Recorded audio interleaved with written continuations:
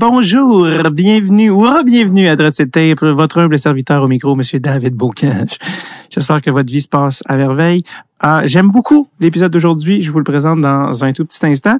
Si vous écoutez ceci sur Patreon, il vous reste encore quelques heures pour aller voter pour mon vidéoclip Gossé sur mon sel, ma tune qui est en nomination au Gala Les Oliviers. J'ai mis le lien sur Patreon ou sur mes plateformes, évidemment, David Bocage, Instagram, Facebook. Donc, c'est dans les derniers moments, là. Ça finit le mardi 14, si je ne m'abuse, au niveau du vote pour les Oliviers. Les autres, trop tard! Il est trop tard! Allez-moi dire! Ce qui n'est pas trop tard, par exemple, si vous écoutez ceci à la sortie publique, c'est pour venir me voir en spectacle. Je suis le 19 mai à Longueuil, pas très loin du pont Jean-Cartier. Et je suis également à Québec. Attention, nouvelle date qui a été ajoutée, 13 septembre 2023. Donc, si vous êtes dans la région de Québec, je parlais à quelqu'un qui était à Trois-Rivières, qui va faire la route. J'apprécie sincèrement. Donc, à l'automne, Petit Champlain, 13 septembre, une salle que j'adore où les spectacles sont toujours magiques. Donc, voilà, des nouvelles dates vont sortir éventuellement. Donc, voilà. Okay.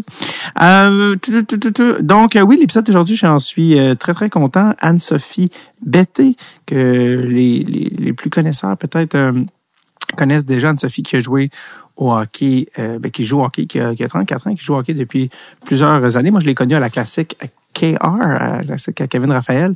Un sourire contagieux. Elle est absolument adorable. Là, je l'ai recevoir en entrevue et déjeuner. D'ailleurs, elle a été recrutée par TVA Sport, si je ne m'abuse, puis elle fait des couvertures à la télé. Et elle est surtout maintenant la capitaine, si je ne m'abuse, de la Force de Montréal, l'équipe de hockey féminine qui est à Montréal. On a d'ailleurs reçu Kevin et Jade Landry Downey plus tôt dans la saison.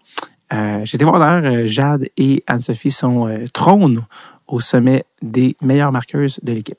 Alors, voilà. Oui, c'est ça, c'est que en fait, je voulais vous avertir parce que cet épisode-ci, j'en suis excessivement fier. Seul petit bémol, la technique et le son est vraiment moins bon. Un petit peu par moment, ça commence pas si pire. Mais on a dû changer les écouteurs d'Anne-Sophie à un moment dans l'épisode et faire un mini lapse là dans le temps. Et on revient et le son est un petit peu moins de qualité que ce à quoi on est habitué. Mais je vous avertis, c'est un épisode qui vaut quand même la peine. Je m'excuse pour la qualité du son, c'est une affaire qu'on contrôlait pas à ce moment-là. Mais les propos puis tout ce qui est dit, on passe dans plusieurs gammes d'émotions. Je veux pas rien spoiler dans l'épisode, mais ça vaut vraiment la peine. Puis Anne-Sophie était très généreuse, puis on revit beaucoup de trucs qu'elle nous raconte, puis c'est vraiment cool. J'aurais aimé ça qu'on le fasse en personne, tout ça. C'était pas possible à ce moment-là, mais hold on. Malgré le son moins bon qu'à l'habitude, pour un épisode que j'affectionne particulièrement. J'ai rencontré Anne-Sophie, dernière information, le 3 août 2022, et on va le comprendre parce qu'on peut pas dire encore le nom, on peut pas dire, on savait pas, en fait, le nom de l'équipe féminine qui est devenue la Force de Montréal. Donc, je rappelle, 3 août 2022, je l'ai rencontrée. Voilà! C'est tout ce que j'ai à dire, je vous la présente. Voici Anne-Sophie Betté.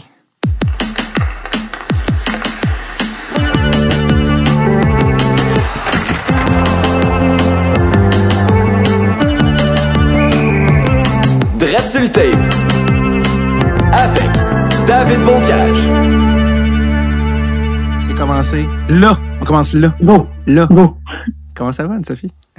Ça va super bien, toi? Yes, merci. Anne-Sophie Betté. Ouais. C'est comme ça qu'on le prononce. Ouais, c'est comme, vous avez, A-V-E-Z. Souvent, les gens ils vont dire, tu vas jamais dire vous avez. Les gens, des fois, ils ont tendance à dire bêtise, mais c'est le petit parallèle que j'aime utiliser là, pour bien prononcer mon nom de famille. Mais il a été dénaturé là, à plusieurs reprises avec les annonceurs de hockey. Là. Ah ouais, ils n'avaient pas nécessairement fait leur devoir. Non. Betex, Betez, Betts, bêtise, nomme-les, puis je pense que je les ai tout entendus. Ben là, c'est un peu paresseux. Voyons, là, c'est même pas les... Je te dis, il faudrait qu'ils deviennent stressés, là, ils savent pas quoi dire. Dans le fond, bête, c'est que la mentalité, c'est j'arrête quand je sais plus quoi dire. C'est ça, exact. Je vais arrêter à bête, on va comprendre. Non, on comprend. Puis le pire, c'est, tu sais, c'était pire quand c'était dans des arénas anglophones parce que, tu sais, Anne-Sophie, probablement, c'est très dur à dire en anglais. Comment ils disent ça en anglais? Ben, essaie de le dire, toi. Anne-Sophie. C'est ça. Fait que là, nous autres, tu t'introduis, là. Là, tu dis, salut, moi, c'est nanana. Puis là, ben, l'autre personne, elle se présente. Puis là, moi, je me présente. Puis là, je me dis, ben, Anne-Sophie. Puis là, oh, nice to meet you, Sophie. Oui. Ils pensent que je dise hey, Sophie, mais non, mon nom, c'est Anne-Sophie. Fait que finalement, quand je commande des cafés au Starbucks, mon nom, c'est juste Anne ou juste Sophie. Fait que je m'invente des noms pour pas, parce que sinon, ils sont tous mêlés. Comme si c'était pas assez, Anne est appelée un peu plus funky que la tradition, juste pour rajouter une petite couche d'épices. Anne n'a pas de E, right? Exact. Fait que c'est mon côté anglophone, j'imagine. Oui, c'est ça. Juste Anne. Oui, c'est ça. Ouais, mais ça a été, pour vrai, mon nom a été assez massacré, mais c'est pas grave. C'est rendu là, c'est l'intention qui compte.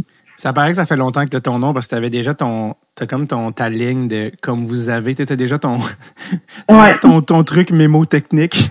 Ouais, c'est ça. Mais le pire, c'est que quand j'étais jeune, moi, je viens de Sept-Îles, puis j'étais allée à des écoles de hockey dans le West Island, puis ils parlaient anglais. Puis là, moi, je comprenais pas un mot d'anglais. Fait qu'on est dans la chambre, j'étais avec soit mon père ou ma mère, ils m'aidaient à m'habiller. Puis là, les gens, ils parlaient, puis je sais pas, I went to the grocery store and so I bought, nanana. Puis j'étais comme, pourquoi ils arrêtent pas de dire mon nom, tu sais? Il dit, ma mère était comme, non, il dit pas and so, ton nom, c'est comme and so. Fait que, à partir de ce moment-là, j'ai compris que j'étais pas si populaire que ça. C'est quand même fabuleux. Tu venais de Sept-Îles pour des camps de hockey à Montréal, dans le West Island? Ouais. À Pierrefonds, j'allais là quand j'étais jeune. On faisait, des fois, j'allais à Québec, des fois, parce qu'à Sept-Îles, il y a une école de hockey qui est là, mais je sais pas, on voyageait, puis en même temps, mes parents me faisaient faire des écoles de hockey à l'extérieur. Wow. Puis, ouais, ça m'a fait voyager. Ils sont hot, tes parents? Vraiment. Ils sont cool, hein? Est-ce que tu le réalises aujourd'hui, comme les affaires qui ont fait que tu as pu, comme, évoluer dans le hockey? Ben, c'est sûr, parce que, tu sais, à Sept-Îles, justement, il y a tellement pas il y a pas beaucoup de hockey. On était deux équipes. Tu joues soit contre Port-Cartier, qui est à 45 minutes de là, ou Bécomo, Saint-Pierre, qui est 2h30 de chaque côté de Sept-Îles. Fait que, on se retrouvait souvent à jouer contre les mêmes équipes. Il y avait pas de hockey féminin là-bas, fait que j'ai évolué beaucoup avec les garçons. Fait que ma mère, tu sais, quand on était un peu plus vieux, mon frère, elle a dit, on va essayer de déménager dans une plus grande ville pour justement donner un peu plus de visibilité. Puis mon frère, lui, c'était quand il était rendu pratiquement au cégep. Puis lui, il voulait étudier en médecine. Fait que ma mère a dit, les écoles à Montréal, ça va donner plus de flexibilité, puis de latitude, puis de choix. Fait que je suis vraiment contente aujourd'hui d'avoir fait le saut. Puis on a déménagé à Kirkland quand on est arrivé de Montréal. Mais tu sais, moi, je parlais pas anglais du tout, là. Tu sais, je comprenais un petit peu, mais j'étais pas capable d'avoir une conversation. Fait que, tu sais, quand j'étais en arrière, j'étais vraiment la dernière dans les exercices, puis j'essayais de regarder le dessin sur le tableau, puis j'attendais que les joueurs y aillent, puis là, je comprenais le principe. Mais, tu sais, à un moment donné, quand tu comprends pas la langue, là, des fois, ça peut être un peu, c'est beaucoup, là. T'es déjà là, puis t'es une fille, tu rentres dans un monde de garçons, puis t'es même pas capable vraiment de parler avec eux. Fait que c'était pas le fun au début. Fait que je me suis dit que je voulais jamais que l'anglais devienne un problème, ou que je voulais apprendre l'anglais. Fait que c'est pour ça que par la suite, je suis allée, moi j'ai été au Collège Notre-Dame, mais j'ai tout le temps été en anglais régulier. Puis après ça, je suis allée au Cégep d'Austin puis à McGill pour vraiment perfectionner mon anglais. Puis aujourd'hui, c'est plus un problème. Fait que des fois, c'est des événements de la vie qui font en sorte que des épreuves que tu as passées qui te permettent d'apprendre pour pas que justement avoir d'autres difficultés là, par la suite. Si t'es allé à Notre-Dame, dans le fond, qui est pas très loin là, de chez moi en ce moment, là, je suis à Côte-des-Neiges, mais ça veut dire que tu as déménagé à Montréal assez jeune. J'ai déménagé comme à 12 ans. Fait que je suis rentrée en secondaire 1, mais j'ai fait secondaire 1-2 au Collège Beaubois. Puis le Collège Beaubois, c'est à Pierrefonds. Je sais que tu connais un peu, mais il y a juste 4 classes, vraiment une petite école. Mais c'était plus axé musique, art ou informatique. Puis fait que j'ai joué 2 ans. C'est pas là qu'ils sont allés c'est pas là qu'ils sont allés les gars de Simple Plan. Ouais, c'est vrai, ils sont là. Ils sont venus faire un show pendant que j'étais là. C'était vraiment drôle. Bon, voilà. Mais ouais, c'était bon. Fait que c'est ça. Avec moi, j'ai été dans l'harmonie, là. J'ai fait un camp musical. Puis Mais après ça, je me suis rendu compte que, tu sais, j'aimais la musique, mais j'aimais plus le sport. Il n'y avait pas beaucoup de sport là-bas. Fait que quand le responsable des sports au Collège Notre-Dame, il m'a approché parce que j'avais des amis qui étaient là. Puis il m'a dit, ben, tu sais, viens, ici, on a de l'éducation physique à tous les jours.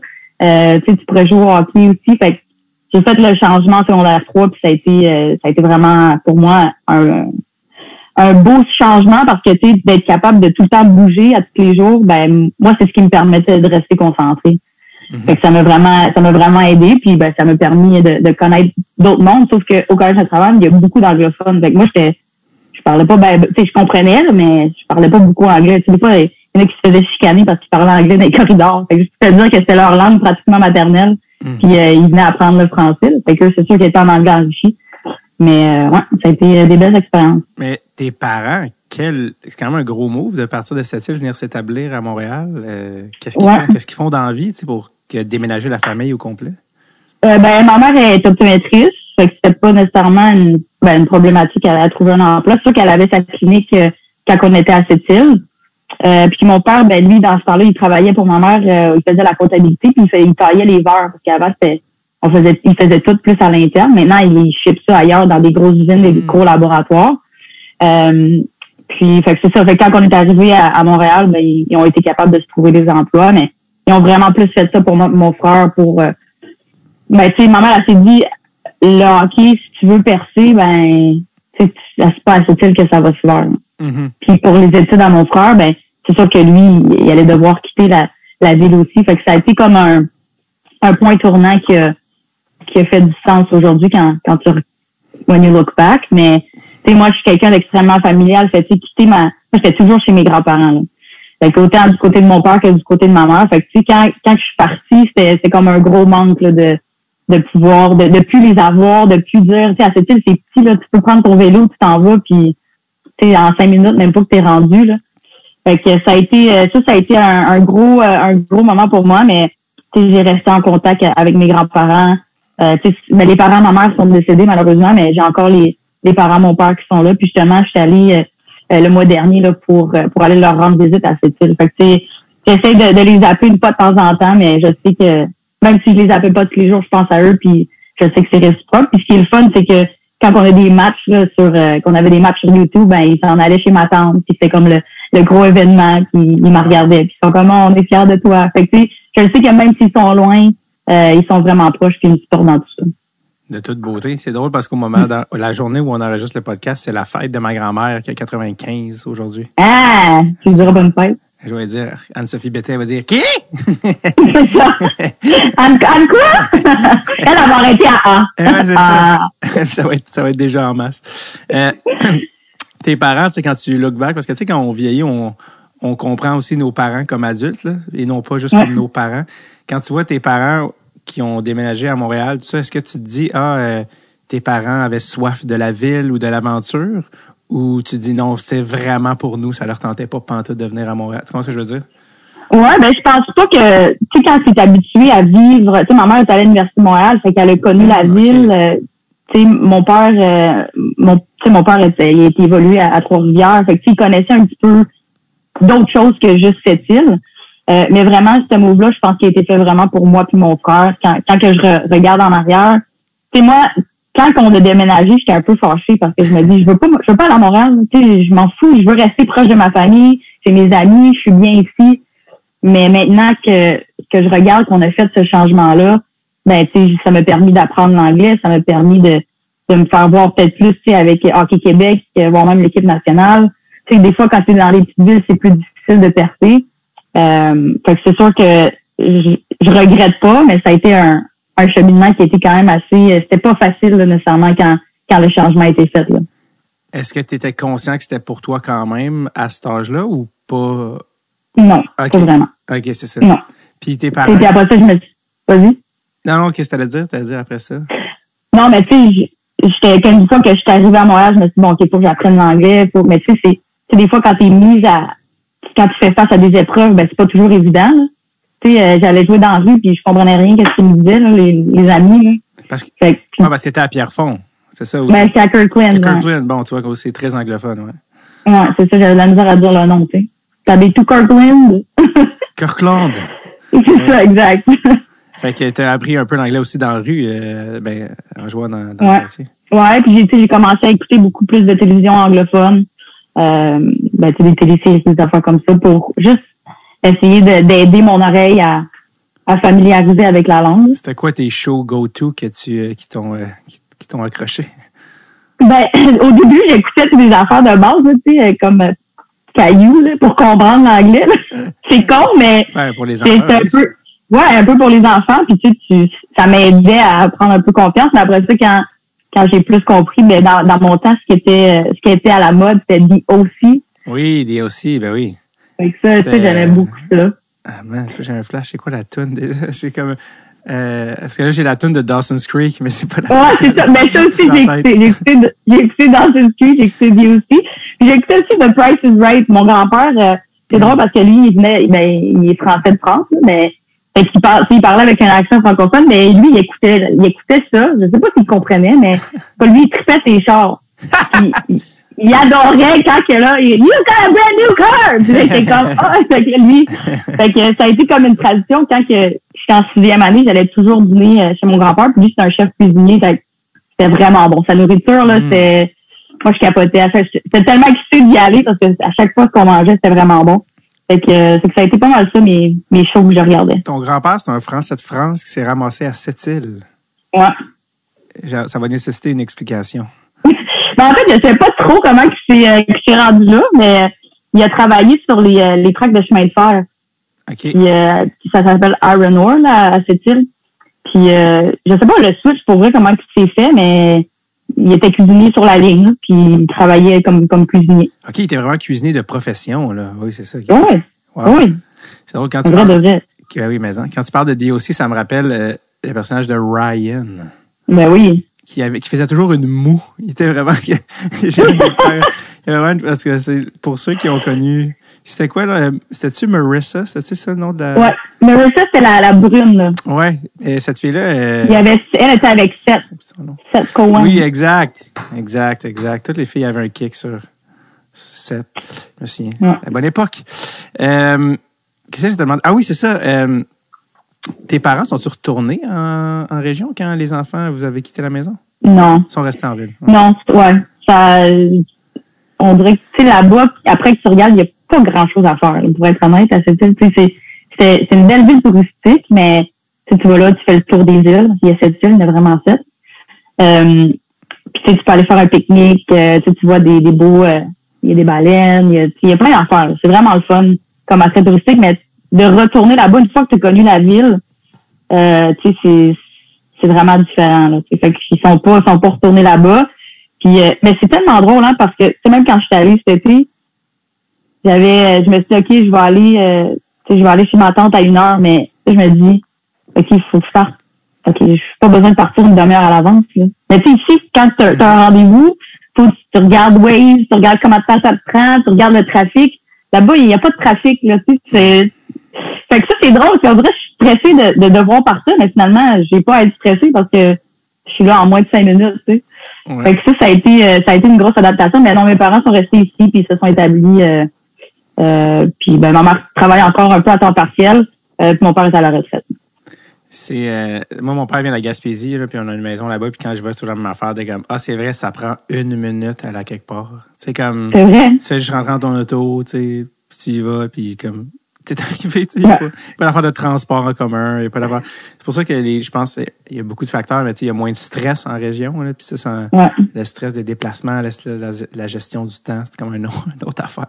Mais on dirait que quand tu as connu, tu sais, Montréal ou des grandes villes, c'est comme tu reviens, puis tu te dis, OK, il y a vraiment pas de stress. Mais tu sais, quand j'étais jeune, tu connaissais pas autre chose, fait que c'est sûr, tu te dis, OK, ben c'est la norme. Mais quand tu arrives à Montréal, la première fois, tu te dis, OK, ben là, je suis en retard en tabarouette.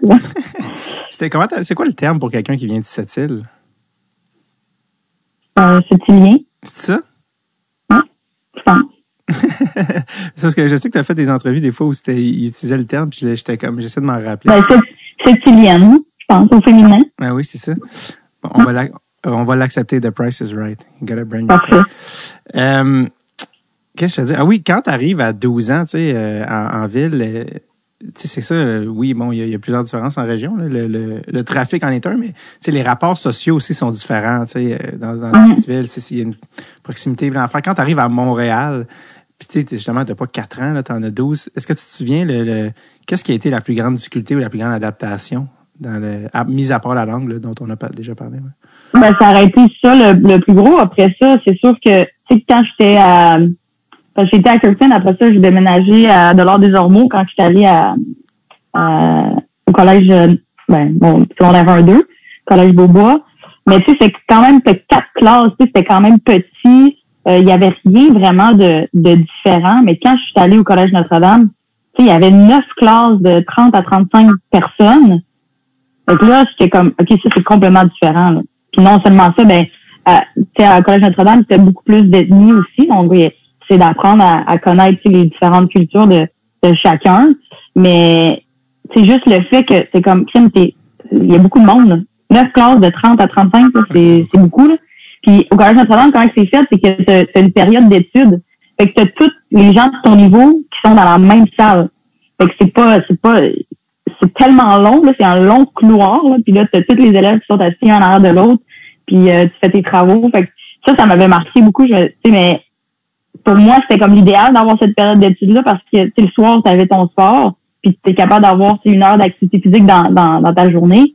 Fait que tu arrivais le soir, puis tu avais pratiquement pas de devoirs si tu étais structuré. Il y en a qui niaisaient, comme bien évidemment, mais moi, j'étais plus structurée. Fait que, mais pour répondre à ta question, le plus gros, c'était vraiment la langue là, qui a pris une plus grande période d'adaptation. Puis c'est sûr qu'après ça, changer d'une école à une autre, j'avais quelques amis, mais de vraiment te faire connaître quand tu arrives en plein milieu d'un cycle, là, où en fait, je suis arrivée pour le début de mon secondaire 3, mais tout le monde se connaissait, puis tu arrives là, puis tu dis allô, moi je suis la petite nouvelle, tu sais.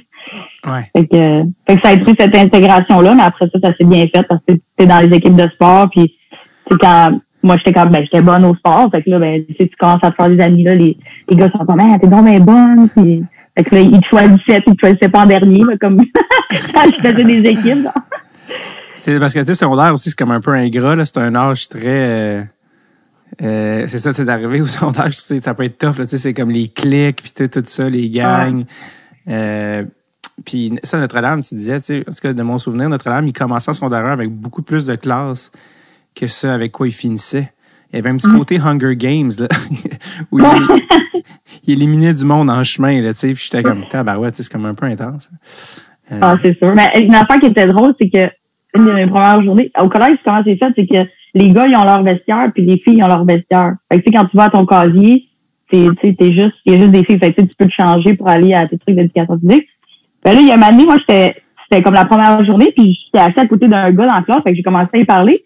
Fait que là, c'était rendu le temps de la récréation, fait que je m'en vais en bas, mais je le suis, là. Moi, j'ai aucune idée où je m'en vais. Puis là, je descends, puis je me rends compte, je suis comme, OK, il y a juste vraiment des gars partout ici. Il dit, on est dans le vestiaire des gars. Je me dis, mais là, comment je sors d'ici, puis comment je fais pour me rendre à mon vestiaire, tu sais. En tout cas, j'ai trouvé, le surveillant, je sais pas, il a bien vu voir que j'étais perdue, là. Fait que là, il m'a amené à mon vestiaire, mais j'ai trouvé ça tellement drôle parce que j'étais vraiment, mais lui, il a jamais piqué, là, on parlait, puis je sais pas, puis à un moment donné, là, je t'ai dit, mais là, on est où? On est dans les casiers, puis il y a juste des gars, tu sais, comme ça se fait pas en tout, là. Fait que ça, j'ai trouvé ça drôle, j'en rappellerai toujours, j'étais tellement gênée, tu rentres là, tu connais personne, puis les gars, ils te regardent, t'es comme, qu'est-ce que tu fais, là? Tu sais, j'avais aucune idée, j'étais où, là? Pourquoi les gars se changent en me regardant dans les yeux? Qu'est-ce qui se passe là? Mais c'était juste à l'entrée, fait que c'était correct. Hey, je prends juste une mini pause. Je sais pas pourquoi, j'entends un genre de bip. Est-ce que tes écouteurs, comme la batterie est faible, genre quelque chose? Je sais pas pourquoi, il y a comme un genre de bip. Non. Bip. Non, c'est pas ça, hein? Non. J'entends pas ça. Ah, c'est bizarre, comme quand tu parles, ça fait bip, bip, bip, bip. Des fois. Ben, complètement, je sais pas. Switchons aux autres, juste pour le fun. Ceux que tu avais tantôt. Parce que je sais pas pourquoi. Au début, ça faisait pas ça. Ça a commencé à faire ça un moment donné. Puis j'étais comment? Bon, on est de retour. On a juste pris une mini-pause. C'est juste pour changer d'écouteur de Sophie. Parce que je sais pas s'il y en a qui l'entendaient, mais ça faisait un genre de comme si on faisait du... tu sais, quand tu écris en code morse, ça faisait un petit ça. Mais bref, on est de retour au Collège Notre-Dame dans les années 2000, secondaire. Yes. Est-ce que tu penses que le gars, il était naïf à t'amener dans le vestiaire des gars ou il était comme, je suis le gars qui a réussi à amener une fille dans le vestiaire des gars? Non, je pense pas. Je pense qu'il était naïf, mais moi, j'étais tellement stressée que je regardais même pas ce que je m'en allais. C'était drôle. T'es arrivé dans la grande ville. C'est ça. T'as fait le choix après d'aller à quel cégep, justement? Tu disais que tu voulais apprendre l'anglais. Je suis allée au cégep Dawson, justement, pour apprendre l'anglais. Parce que, tu sais, quand je suis arrivée ici à Montréal, je me suis dit, je veux plus jamais que ça soit un problème, comme j'ai dit plus tôt. Puis, ça a été vraiment difficile parce qu'au début, je savais pas en tout dans quoi m'en aller. Puis, quand tu rencontres, la personne qui t'aide, l'orienteur, ben, là, moi, j'avais étudié, tu sais, j'avais fait chimie physique au secondaire avec mes maths 536. Puis là, ben, elle m'a dit, tu veux tout en aller en sciences, tu sais, là, il faudrait que tu rapprennes le tableau périodique en anglais par cœur, puis, tu sais, si c'est vraiment ce que tu veux, on peut le faire, mais ça va être plus difficile, tu sais, les termes, bon. Là, je me suis dit, OK, finalement, je pense pas que la science, ça m'intéresse tant que ça. Fait que j'ai dit, ben, je vais aller comme en administration ou en commerce, mais avec mathématiques. Fait que, tu sais, comme ça te laisse quand même des portes ouvertes. Puis, fait que j'ai décidé d'aller, c'est ça, en admin, en commerce avec maths. Mais tu sais, pour vrai, là, écouter une émission de télévision, ça va, là. Avoir une discussion, c'est quand même correct. Mais écouter un cours de 3 heures en anglais, là, ça, c'était un autre niveau, là. Là, ça a été... Là, j'essayais de prendre des notes. Là. Puis là, tu sais, quand t'écoutes, puis moi, je suis quelqu'un... Tu sais, quand j'explique ou quand je veux comprendre de quoi, faut que je le comprenne comme vraiment à la scène près, là, tu sais, vraiment au détail près. Fait que je voulais vraiment écrire tout ce que le professeur disait. Mais là, tu sais très bien comme moi qu'à un moment donné, tu oublies un mot, puis là, c'est quoi le mot? Là, tu viens de manquer 30 secondes. Là. Fait que là, tu réécris en autre affaire. Fait que finalement, les notes, c'était vraiment pourri. Fait que là, je parlais de ça à un moment, là, je disais, tu sais, j'ai de la difficulté à essayer de suivre. Fait que là, elle me disait que quand elle était plus jeune, quand elle est allée à l'université, elle se préparait avant d'aller à ses cours. Fait que, bon, oui, elle est optométriste, je suis pas docteur, mais, fait que là, finalement, ce que j'essayais de faire, c'est de lire comme dans le chapitre, il disait, OK, donc mercredi, le cours va être sur le chapitre 20 à 25. Ben, j'essayais de lire les chapitres avant d'arriver comme en cours. Comme ça, tu sais, quand il disait des termes, ben, je suis comme, je l'ai déjà lu, celui-là. C'était un peu plus facile. Fait que la préparation pour mes cours était vraiment plus longue parce que ça me prenait 2 à 3 fois plus de temps à lire parce que, je vais te dire, ben, honnêtement, je suis sûre qu'il y a des gens qui lisaient même pas les manuels, là. Mm-hmm. Fait que ça a été beaucoup, beaucoup de préparation. Tu sais, moi, j'ai tout le temps travaillé fort pour me rendre à des places, mais ça, c'était un autre niveau aussi. Puis là, après ça, ben, le plus que tu le faisais, le plus que ça devenait facile. Puis c'est sûr qu'éventuellement, ben, là, je commençais à plus comprendre. Puis avec l'ordinateur, tu sais, je prenais plus des mots-clés. Fait que ça a été une belle période d'apprentissage. Puis après ça, puis c'est ça. Là, ça a mieux été par la suite. Là. Puis Dawson, il y avait du hockey aussi, là. C'était ça l'attrait, je pense. Ouais, ben, c'est sûr que nous autres, Dawson, il n'était pas très fort dans le temps. Ben, il y avait Catherine Ward qui était là, qui était une année plus vieille que moi, puis Stéphanie Delino. Puis là, ben, les coachs, ça me disaient, tu sais, on aimerait ça t'avoir.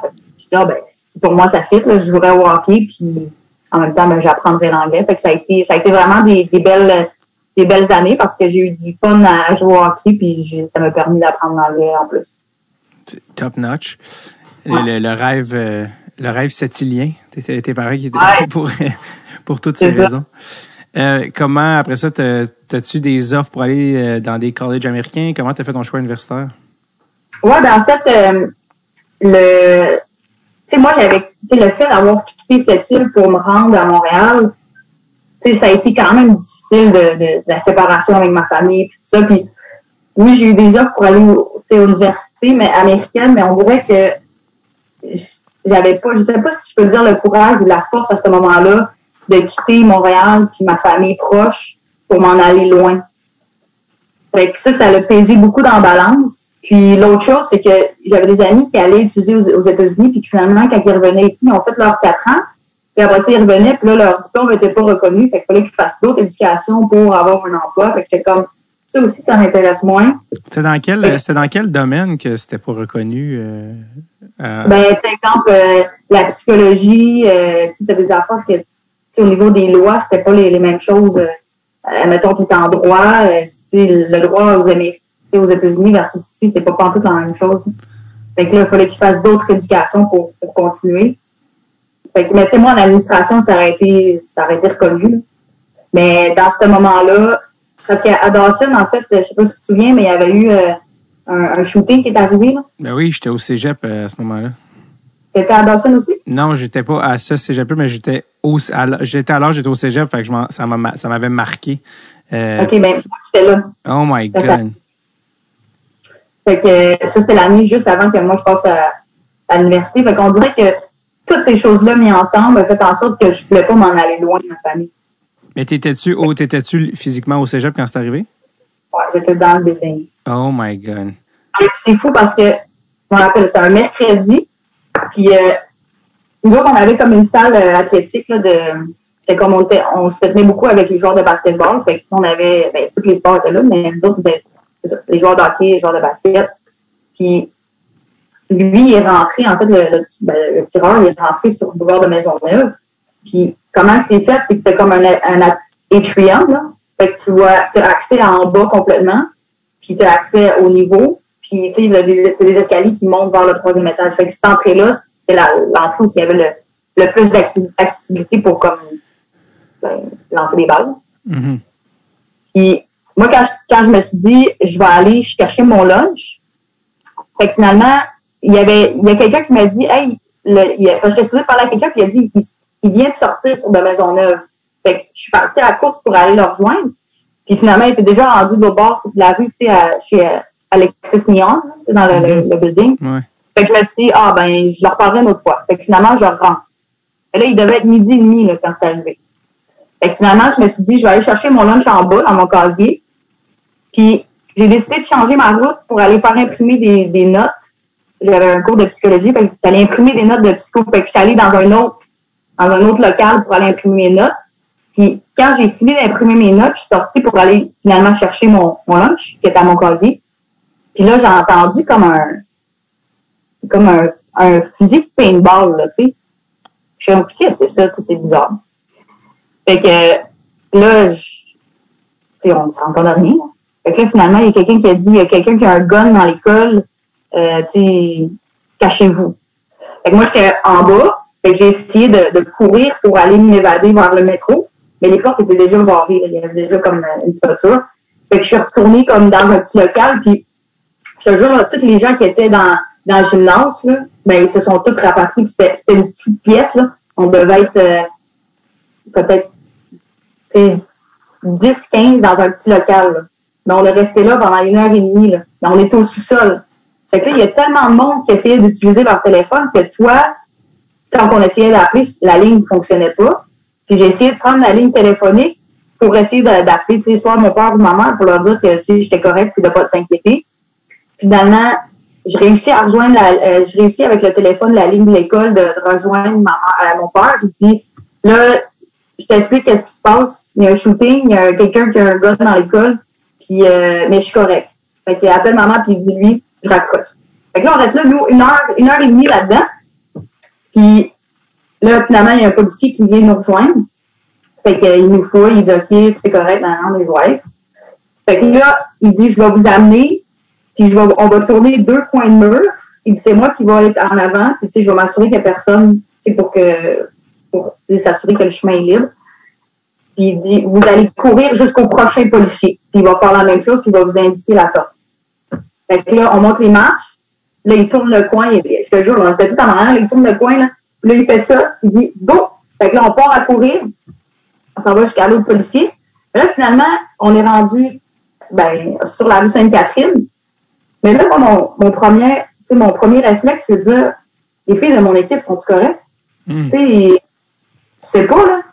Fait que j'étais avec une de mes amies qui joue au basket et elle était grande. Fait que ce que j'ai fait, c'est j'ai dit embarque-moi sur tes épaules. Parce que le jour, il devait, je sais pas avoir combien de personnes, mais les rues étaient pleines de monde. Là. Fait que j'ai embarqué sur ses épaules. Je me suis dit, je vais avoir une vue aérienne, puis je vais essayer de reconnaître un peu plus de monde, parce que moi, à 5 et 4, je ne voyais pas grand-chose.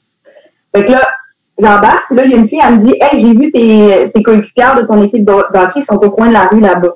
Fait que je pars à la course, je m'en vais. Fait que finalement, la majorité des filles, on s'était toutes comme rapatriées là. Nos coachs qui étaient au travail, qui ont quitté leur travail pour venir s'assurer que on était correct. Pour vrai, ça a été vraiment, ça a été comme une famille, là. Puis après, c'est déjà, le hockey, tu sais, c'est une famille, mais après cet événement-là, c'est comme, on s'est tellement tout rapprochés, là, parce que d'avoir vécu des émotions comme ça, tu t'attends pas à vivre ça. Fait que finalement, il y a une fille qui m'appelle. Elle me dit, Anso est en train de brailler. Elle dit, Anso, je suis encore pognée dans l'école, j'ai peur, viens me chercher. J'ai dit, ben là, je viens me chercher. Fait que là, j'ai dit, 4 personnes partaient de ce bar-là, puis nous 4, on va partir de l'autre bar, parce que là, finalement, c'était comme l'heure qu'il fallait qu'elle sorte. Fait qu'on l'a raccroché, puis les deux, en fait, nous autres, on est partis chacun de notre côté pour essayer de faire le quadrilatère pour la récupérer. Mais elle, là, le pire, là, c'est que il y a eu une personne qui a été décédée, puis eux autres, quand ils ont sorti, ils ont passé à côté de la fille qui était décédée. Fait qu'elle, là, elle a vu de ses propres yeux le cadavre là, qui était là, tu sais. Parce que fait qu'elle est tombée en sanglots là, quand on l'a finalement retrouvée. Fait que le soir, tu sais, on s'est toutes rapatriés chez une des filles, puis on a regardé ça à la TV, puis on est comme, ça n'a pas de bon sens, qu'est-ce qui vient de se passer. Là. Mais tu sais, t'es tellement, tu sais, ton fight or flight system, là, qui te dit, là, tellement allumé, puis t'essayes de survivre, puis le soir, là, je te dis, on a tombé comme des balles, là, on était épuisés, là. Puis finalement, là, l'école a été fermée pendant 2 semaines. Mais moi, mon auto, là, est encore dans un stationnement intérieur, là. C'est comme, comment je vais aller chercher mon auto, tu sais. Mais bref, quand c'est pas ton heure, c'est pas ton heure, là. Puis, c'est ça. Fait qu'après ça, on retournait à l'école. Fait que ça, c'était un mercredi, c'est arrivé, je pense que c'était 12h32. Puis, tu sais, moi, à 12h30, là, j'étais là où le gars, il est rentré, là. Fait que, tu sais, un intervalle de 2 minutes, si j'avais décidé d'aller chercher mon lunch au lieu d'aller imprimer mes notes, tu sais pas qu'est-ce que après ça, tu repenses à tout ça, puis tu te dis, OK, j'étais vraiment pas dû pour mourir, là. Mm-hmm. Et 2 semaines plus tard, moi, je m'étais blessée au genou, puis finalement, je m'en vais, il est pas mal 12h30, je m'en vais faire chauffer mon lunch à la cafétéria, puis finalement, on entend comme puis il y a des gens qui crient, là. Mais là, on est 2 semaines plus tard, à la même heure, on est comme si c'est pas vrai, là. Ça arrive pas. Fait que là, mon lunch est dans le micro-ondes. Puis là, j'étais avec une de mes amies, puis j'ai dit, vas-y, man, attends-moi pas, parce que moi, j'étais pas capable de courir, j'avais mal au genou, là.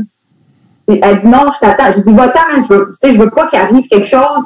Tu sais, je me sens coupable. Au pire, si moi, je passe, ça sera ça, mais je veux pas être tenu responsable de ça.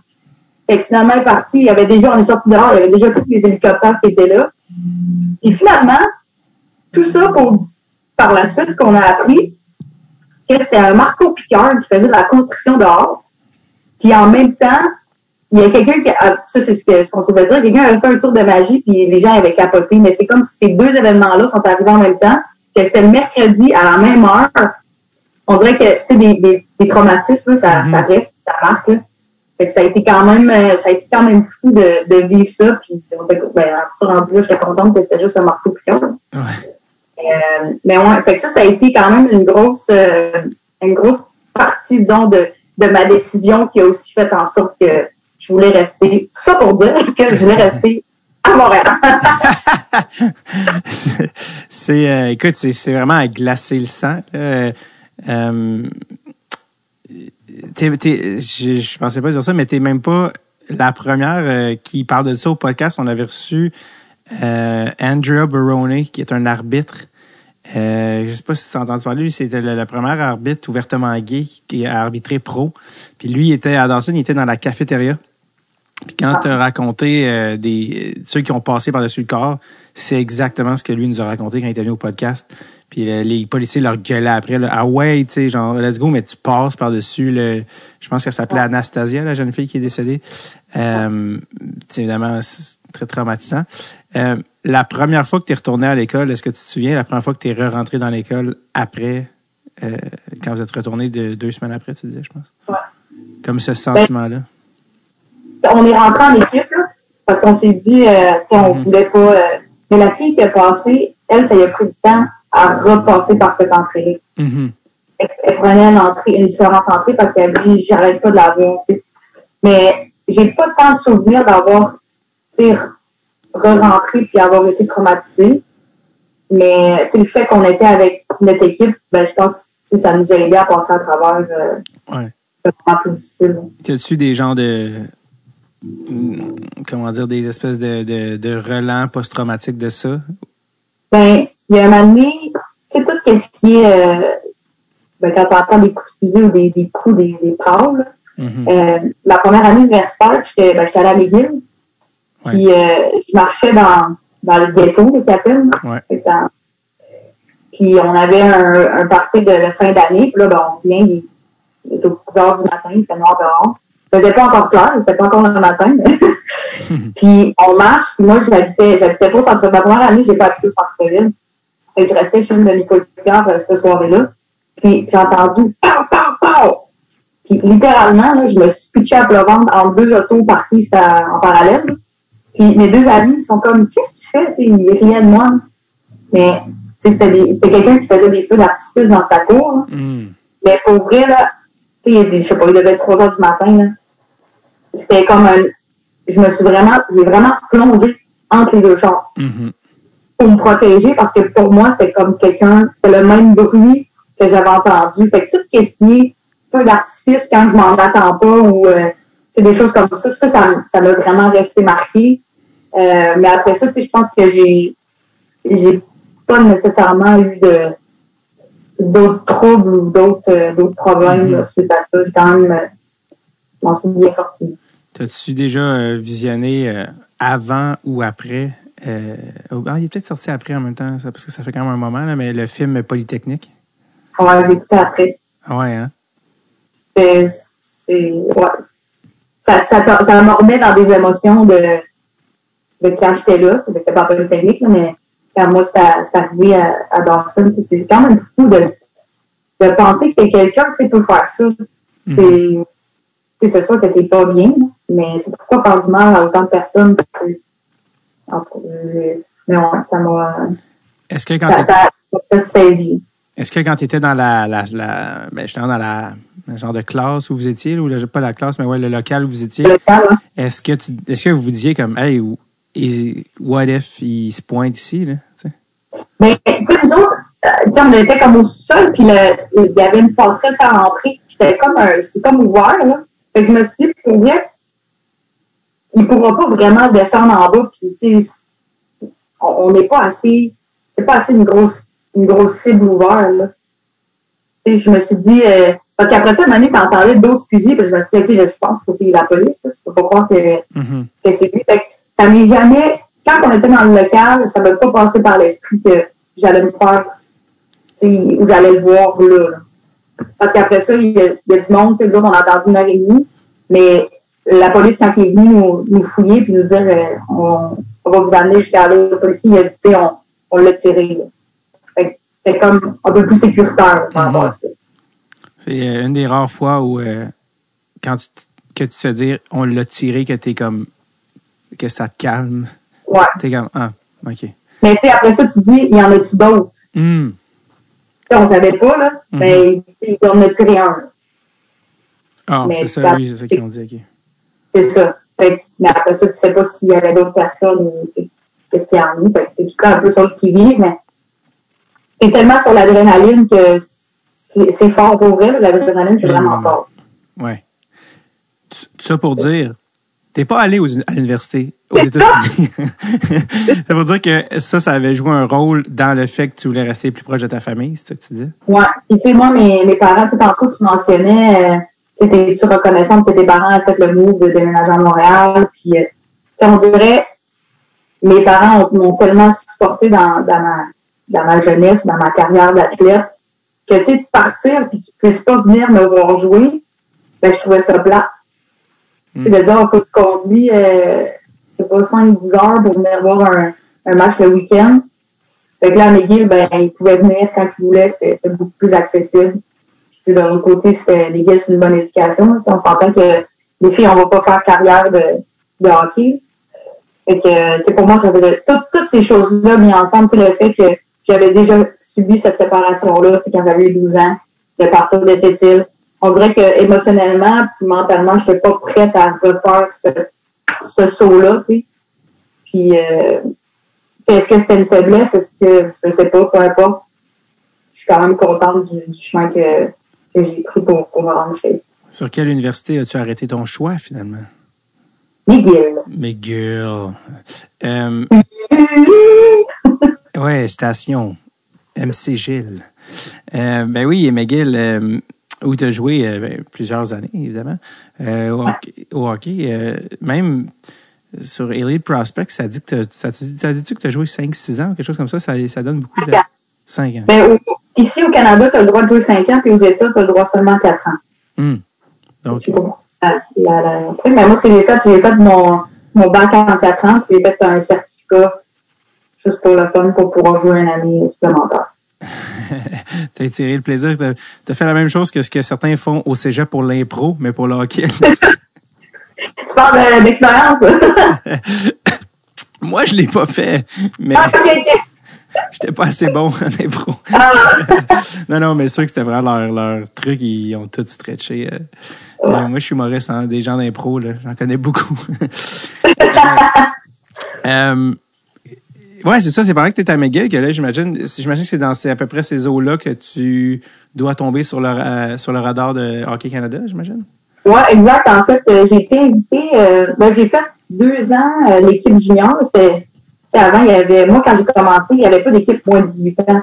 Okay. Puis c'est éventuellement, quand j'étais plus que 18 ans, que là, il y a eu l'équipe moins de 18 ans. Après ça, tu avais l'équipe moins de 22 ans. Puis après ça, tu avais l'équipe senior. Mais éventuellement, l'équipe de moins de 22 ans, elle a changé pour moins de 25 ans. Fait que j'ai pu faire comme 2 années sur l'équipe de développement, qui appelle maintenant. Je suis allée au championnat du monde junior. Puis c'est par la suite que j'ai été invitée à mon premier camp de l'équipe nationale senior. Un camp au mois de septembre. Je me rappellerai toujours. Hein. Tu sais, là, quand t'embarques sur la glace puis tu dis la ronde, je la veux pas tant que ça, tu sais. C'est tellement stressé.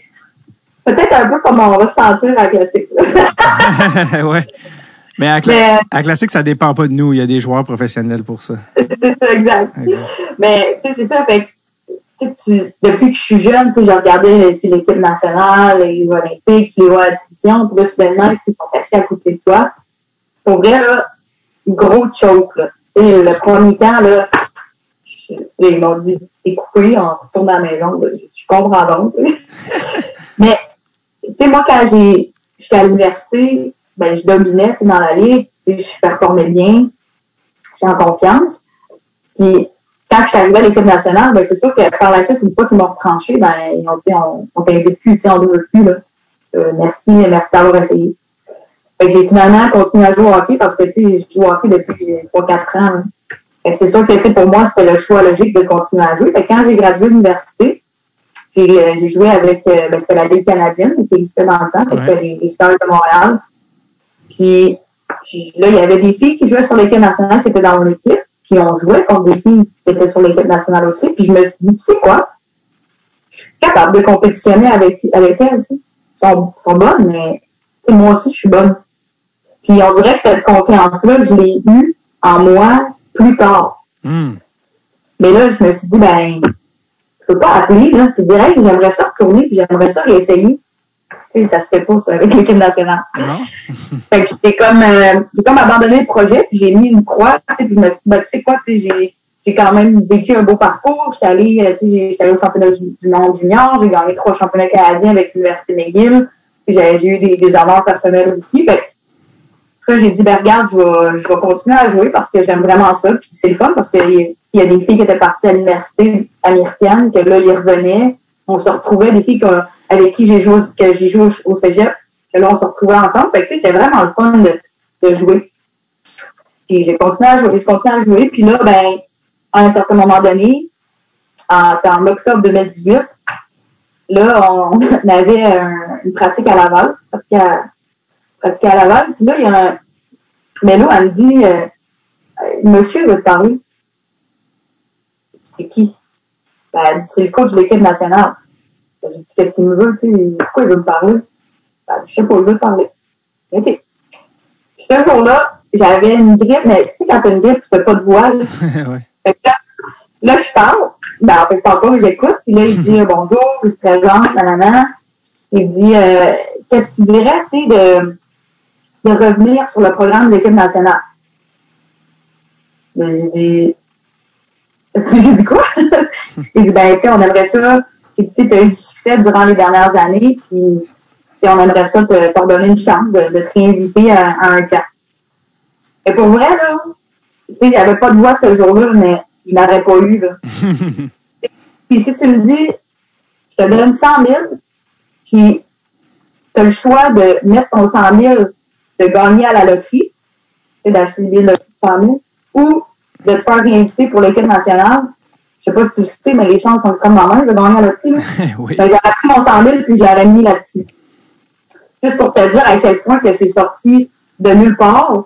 Puis, tu sais, pour moi, ça m'a mis à peur, mais j'étais tellement contente, mais tellement abasourdie en même temps. Fait qu'il dit, parfait, j'ai dit oui, ça m'intéresse, mais il dit, viens demain matin, on va avoir une pratique d'habiter, parce que les filles d'équipe nationale, c'était lundi, mercredi, vendredi matin, il y avait des skills practice.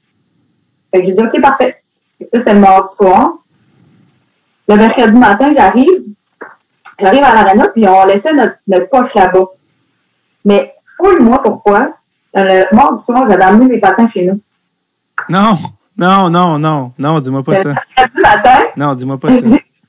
J'ai pas mes patins. Non. Fait que là, je fais ma première pratique. Là, j'ai dit, je peux pas croire que... J'étais tellement stressée. Je peux pas croire que j'ai oublié mes patins. Voyons donc. Fait que là, les autres filles, tu sais, tout le monde avait leur stock là. Fait que j'étais allée regarder pour prendre. Moi, j'ai quand même des petits pieds, là. Et je porte des 3 dans un patin, là. Des 3? J'étais allée checker. Fait que la fille les pieds les plus petits, c'était comme des 4 et demi, je me souviens pas. Fait que je dis, j'ai pas le choix de prendre ces patins-là. Non. Hey, mais là, c'est de faire des edges puis des affaires d'habitude avec des patins probablement qui sont trop grands puis qui sont pas formés à ton pied. J'ai dit, c'est sûr qu'ils vont me couper puis qu'ils voudront plus que je revienne.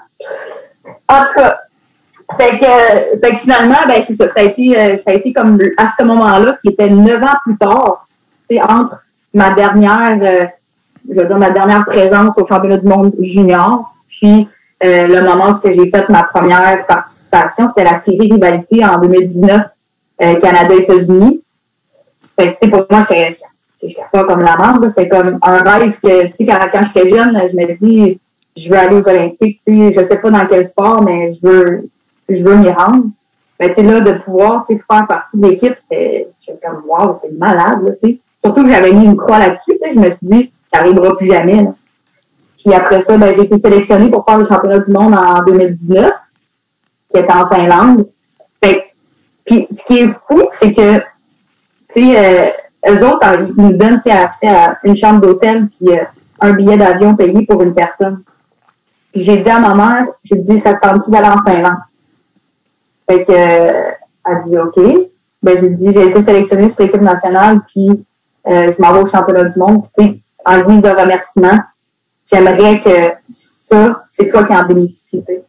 Parce que ma mère, quand j'étais jeune, elle travaillait beaucoup, puis mon père, c'était plus lui qui nous amenait, on était beaucoup sur la route, fait que, il était plus souvent avec nous. Mais tu sais, quand t'es jeune, tu te dis, ma mère, elle s'en fout de moi, elle vient pas me voir. Mais au contraire, elle était là pour nous permettre de payer des équipements, de payer toutes les affaires. Fait que de pouvoir vivre ça avec elle là-bas, qu'elle m'a pas vraiment vu tant jouer ou tant évoluer au hockey, mais c'était comme la belle cerise sur le Sunday, là. C'est comme, merci pour tout ce que tu as fait pour moi. Puis, c'est ça. Fait que ça a été vraiment des beaux moments que l'équipe nationale m'a permis de vivre. Puis, ben, c'est un peu comme ça que tout est arrivé. Que tu vas me faire verser une larme. C'est très touchant de cette île à Kirkland, oui, à Pierrefonds jusqu'en Finlande. Ouais. Est-ce que c'est un peu pour toi, ça a comme scellé le dossier? Oui, c'est sûr que, tu sais, rendu là, j'étais vraiment proche des Olympiques. Tu sais, j'aurais aimé ça faire les derniers Olympiques. Mais avec la COVID, ben, ça n'a pas été évident. Puis, tu sais, au début, il y avait supposé d'avoir des championnats du monde au mois de mars, qui ont finalement été reportés au mois d'août, qui ont été cancellés. Puis, l'équipe nationale, comment ils se sont fait? Ben, c'est qu'ils ont annoncé l'équipe de la centralisation puis les championnats du monde, tu sais, en début. Fait que, je sais pas si réellement, tu sais, admettons que les championnats du monde avaient été au mois de mars, est-ce que j'aurais une chance pour me faire évaluer? Parce que, tu sais, ils m'ont dit, mais j'ai pas eu le temps de faire d'exposition, là. Mais, tu sais, à y repenser, peu importe ce qui est arrivé, pour moi, d'avoir refait le chemin de l'équipe nationale, d'avoir vécu ça avec ma mère, tu sais, ça a été quand même des vraiment beaux moments là, qui m'ont permis de bien, tu sais, boucler la boucle parce que j'étais allé à un championnat du monde que je pensais jamais aller. Puis t'avais pas mal fait en plus, statistiquement parlant. Tu te souviens-tu tes points? J'avais une coupe de passes, mais je me souviens pas exactement. 4 passes en 7 matchs. Très respectable. Ouais. Ouais, tes points. Non, mais je jouais pas tant. C'était à la 4e ligne, on était 4 à la 4e ligne. Fait que, tu sais, le temps de jeu, je sais pas par bien, mais pour vrai, j'étais là. Puis, tu sais, au niveau de l'équipe, on a fini 3e. C'était comme. Ça n'a pas bien été, là. Mais, tu sais, moi, personnellement, je trouve que j'étais vraiment contente de. Quand je regarde, avec un regard d'une couple d'années plus tard, tu sais, ça a été vraiment des beaux moments pour moi. Oui, une médaille de bronze, puis genre 4 points avec pas beaucoup de temps de glace, ça vaut encore plus, là, les points, je pense. Est-ce que tu as comme fait ton deuil des Olympiques? Puis est-ce que ça a été difficile à faire? Difficile. Tu sais, puis après ça, tu vois, au mois de mars, quand on a appris, parce qu'on était à Halifax, puis on était supposé jouer une dernière game, puis finalement, là, tu vois, commence à courir à gauche et à droite, on est comme, qu'est-ce qui se passe? Là, sûrement quelqu'un va être gagné à la COVID, parce que, pour vrai, là, je me suis jamais fait tester autant. On était à Calgary, on se faisait tester aux 2 jours, on allait à une autre place, on se faisait tester. Je te jure, là, je pense qu'on a des records Guinness de tests de COVID, là. T'as le nez abîmé un peu, là. Ouais, mais moi, pour vrai, j'étais plus pressée des tests COVID que d'embarquer sur la glace. Moi, je déteste, là, tout ce qui est, les hôpitaux, les aiguilles, les affaires de même. Un moment donné, là, je ne sais pas si toi, t'es sensible, là, mais ils ont décidé de faire le test, mais dans la gorge. Ben oui, le gag reflex. Ouais. Ah, c'est l'enfer. Moi, il est très actif, vous allez dire. Ouais. Fait que là, la fille arrive avant moi, elle dit, c'est pas bien été, c'est bien mieux ça que dans le nez. J'ai dit, pour vrai, je me suis comme adaptée que dans mon nez, ça va être correct. Là. Mais là, ils font à gauche, à droite, puis après ça, ils vont dans le milieu. L'enfer. J'étais sur une chaise qui avait des roulettes. Puis le monsieur qui était là, puis quasiment il courait après crime parce que moi, je reculais. Fait que finalement, on m'a mis contre le mur. Puis là, il a essayé, je pense, 8 fois. Et je te le dis, là, genre, j'en shakeais. Puis là, je dis, monsieur, là, je sais pas quoi faire. Là. Parce que déjà, quand il met le bâton sur la langue, là, j'ai dit, juste ça me donne mal au cœur. Ça va pas bien. Fait que, en tout cas, finalement, j'ai survécu, mais. J'ai eu la même chose. Je sais pas si tu as eu des broches, là, mais quand ils font tes empreintes, là, ils mettent un moule. Là. Ouais. C'est ça. L'enfer. Ouais. Ce qui est le fun avec la Ligue, ce qui était les Stars, dans le fond, c'est qu'il y avait un gros problème. C'est quand les filles finissaient à l'université, on perdait beaucoup de joueuses. T'sais. C'est ça qui était un. Fait que là, il y avait finalement, il y avait ce qui était à l'époque la CWHL, la Canadian Women Hockey League. Et il y avait une équipe à Montréal qui s'appelait les Stars. Puis tu as joué là avec Marie-Philippe Poulain, avec Caroline Ouellette, avec Julie Chou et plusieurs autres. Ça, à l'époque, parce que là, ça n'existe plus, la CWHL, puis ça, c'est la coupe. Ben là, premièrement, je voulais que tu me parles, parce que toi, tu as vu, dans le fond, tu as assisté à la montée de Marie-Philippe Poulain, là, qui est devenue comme l'emblème, la figure du hockey féminin. Parle-moi un peu de Marie-Philippe et de ce talent-là que tu as vu de proche. Ben, c'est une fille qui travaille tellement fort, c'est autant hors glace que sur la glace, elle veut tout le temps s'améliorer. Moi, j'ai eu l'opportunité de jouer avec, c'était mon joueur de centre. Puis c'est fou parce que des fois, tu as des joueurs que tu n'as pas besoin de regarder où ils sont, puis tu le sais qu'ils vont être là. Et puis moi, avec elle, c'était comme ça. Fait qu'on avait vraiment une belle complicité. Puis, j'ai été vraiment chanceuse de pouvoir jouer avec elle.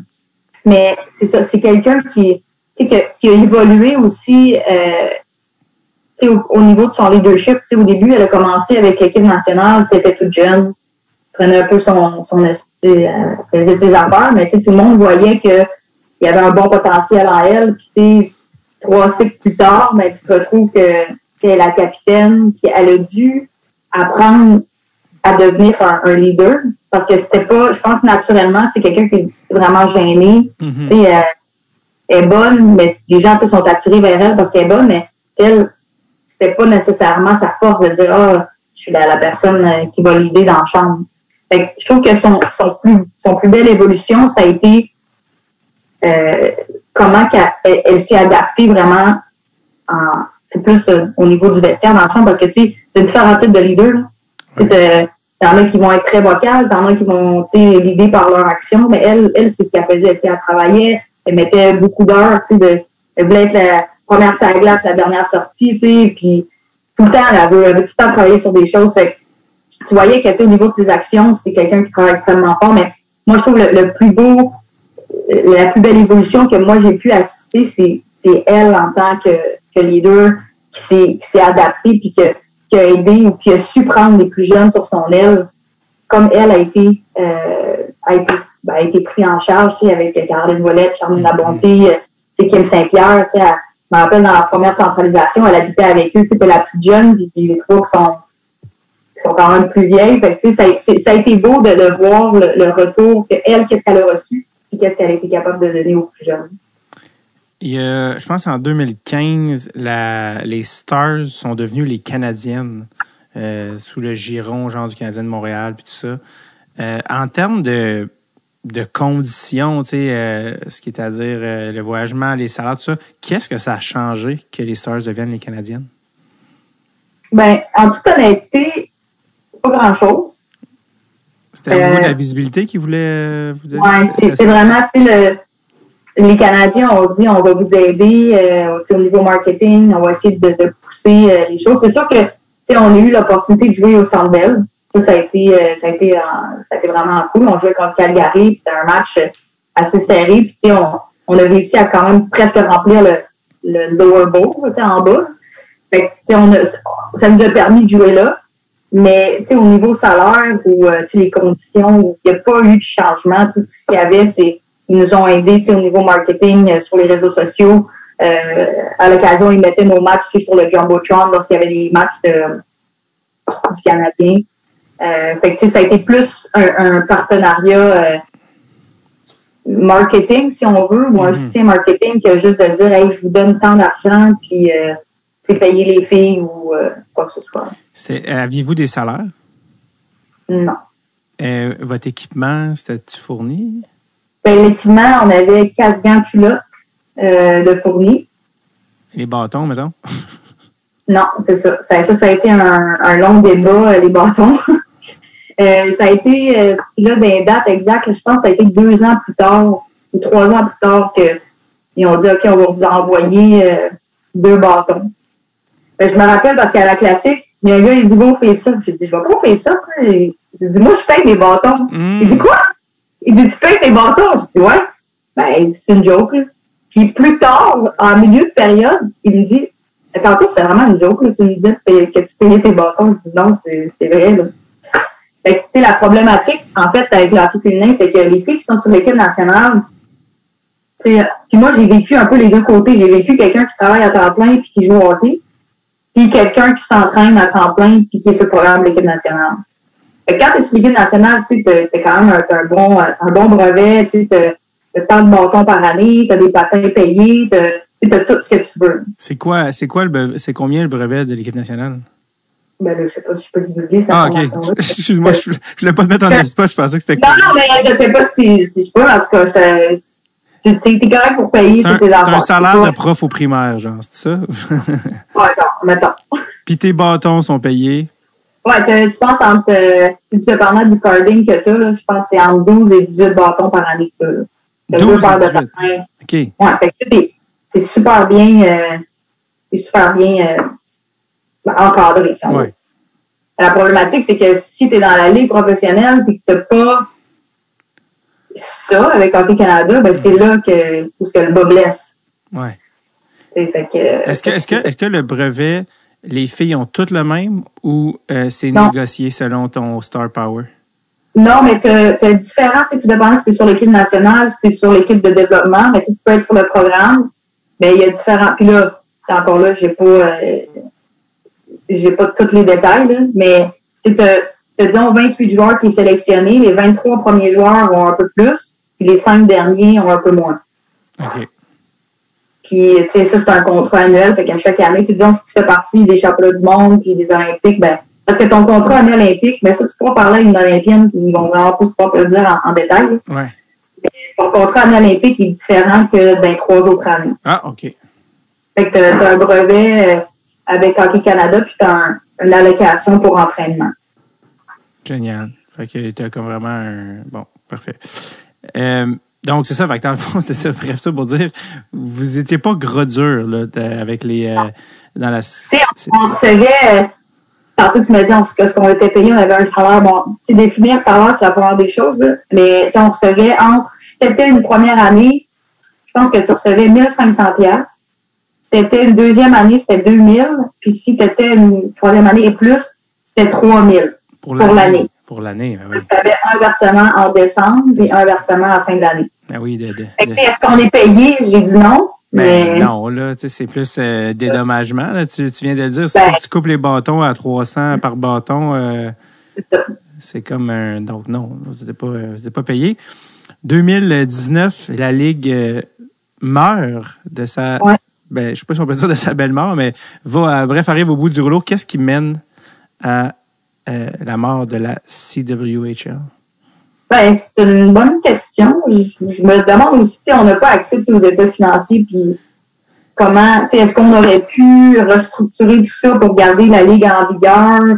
Parce que, je veux pas, on avait quand même, on avait des équipes qu'on était capables de jouer les matchs le week-end, on était capable de compétitionner pour un championnat à la fin de l'année. Qu'est-ce qui a fait en sorte que ça n'a pas marché? Je le sais pas, ben honnêtement. J'ai pas la réponse, mais je me rappelle, on était en Finlande quand c'est arrivé. L'équipe nationale américaine était dans leur chambre. Nous autres, on était sur un autre appel.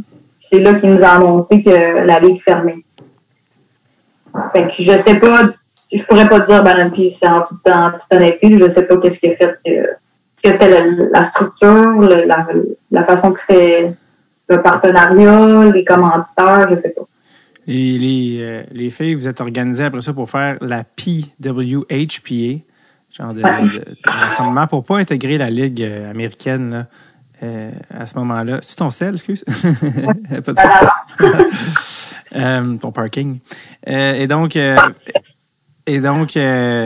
vous êtes tous rassemblés pour faire des games, faire des tournois, tout ça, pour pas vous joindre à une ligue que vous vouliez pas joindre à ce moment-là. Est-ce que c'était, dans le fond, ce qui est devenu la Premier Hockey League? Non, la Premier Hockey League, c'était ou PHF, dans le fond, je devrais dire? Oui, Premier Hockey Federation. Ouais, ça, c'était la NWHL. OK. Qui a transformé en PHF. OK. Et ça, c'est dans le fond, tu as joué là, tu as joué dans cette espèce de... On ne peut pas l'appeler tant une ligue, là, mais ce regroupement-là jusqu'en 2022. Et puis là, tout récemment, ça a été annoncé, et je vais justement recevoir Kevin à ce sujet-là, mais que la PHF lance sa propre franchise à Montréal qui commence cette saison 2022-2023. Et ils ont annoncé 7 premières joueuses, et tu fais partie de ces joueuses-là. Qu'est-ce qui fait que ça te tentait à ce moment-ci de joindre la PHF? Mais c'est sûr que, ça a été... au début, tu te dis, OK, je travaille pour essayer d'établir une ligue pour la prochaine génération. On veut travailler pour des salaires. Puis, qu'est-ce que j'ai un peu moins aimé, c'est que la PWHPA n'était pas nécessairement prêt à lancer leur première année en 2022. Fait qu'eux autres, depuis 3 ans, on travaille pour justement établir une ligue.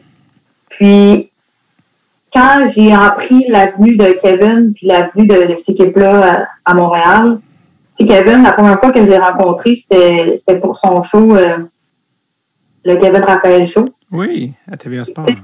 J'ai été la première fille, en fait, puis il me disait, les gens lui disaient, pourquoi tu invites une fille de hockey, ça sert à rien, Puis lui, il a quand même tenu son bout, puis il dit, regarde, moi, je veux la rencontrer, je veux qu'elle vienne sous le show. Puis... Fait que la première fois que je l'ai rencontrée, c'était par rapport à du hockey féminin. Puis à ce jour, c'est, je pense, un des gars ou le gars qui croit le plus au hockey féminin, qui veut développer. Et dans le saut, je te le dis, un jour, on va avoir notre ligue, que ce soit avec n'importe qui, on va avoir une équipe féminine ici. Puis là, ben, ça fait en sorte qu'avec la PHF, ben, il a lancé le projet. Tu sais, Kevin, c'est quelqu'un que je respecte énormément. Ça fait plusieurs années que je le connais. Fait que pour moi, ça faisait du sens de dire, tu sais, l'année passée, on a joué peut-être 8 matchs, tu sais, avec les showcases, tout ça, puis on n'a pas vraiment de championnat en soi. Tu jouais, comment que ça fonctionnait, c'est que tu pratiquais à Montréal, mais tu avais, disons, tu allais le week-end à, on va dire, Washington, puis là, il va y avoir l'équipe de Boston, Montréal, Toronto, puis on était 4 équipes. Fait que là, tu jouais une game le samedi, les 2 équipes qui gagnaient, le lendemain, ils jouaient en contre. Fait que tu sais, t'avais pas nécessairement d'engouement de dire, je suis dans une ligue, je joue beaucoup de matchs, je travaille pour gagner un championnat en équipe. Fait que c'est ça. Fait que ça a été, pour moi, tu sais, dans le point où je suis rendue dans ma carrière, le fait que, tu sais, je savais pas trop qu'est-ce qui allait se passer avec la PWHPA, ben, le timing a comme fait en sorte que j'ai voulu me lancer dans une nouvelle aventure, puis j'ai décidé de faire confiance à Kevin pour ce projet-là, puis de pouvoir évoluer dans cette nouvelle aventure. Ça a été quoi la réaction des autres filles premièrement, est-ce que c'est toi qui leur as dit ou ils l'ont appris quand c'est sorti?